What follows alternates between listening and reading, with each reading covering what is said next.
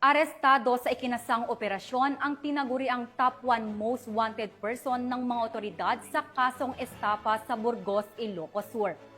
Police Corporal Mark Anthony Pico sa balita.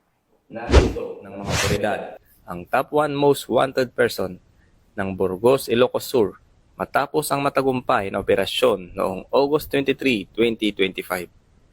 Kinilala ang suspect na si alias Alicia, 39 na taong gulang at residente ng Burgos, Ilocos Sur. Isinagawa ng tracker team ng Burgos Municipal Police Station sa pangunguna ni Police Captain Alan O. Rioliquio, Acting Chief of Police, kasama ang mga tauhan ng San Nicolas MPS, INPPO, ISPIU at First ISPMFC ang operasyon upang ipatupad ang warrant of arrest laban sa akusado para sa kasong estafa alinsunod sa RA 10175 o Cybercrime Law.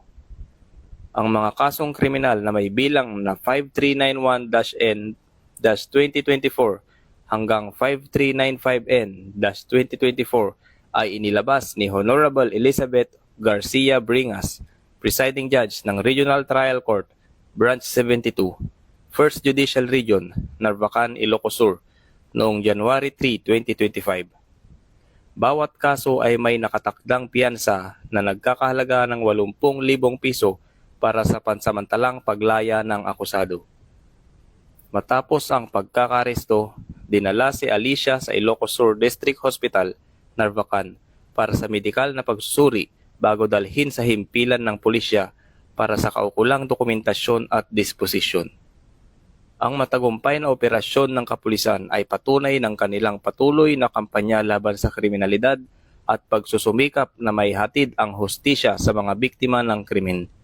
Tiniyak din ng pulisya na magpapatuloy ang kanilang mahigpit na pagbabantay upang mapanatili ang kapayapaan at kaayusan sa lalawigan na siyang nagpapakita na ang kapulisan ng Region 1 ay maaasahan, malalapitan at mapagkakatiwalaan. Mula dito sa Ilocos Region, ako ang inyong PNN correspondent, Police Corporal Mark Anthony Pico, alagad ng batas, tagataguyod ng Balitang Pulis.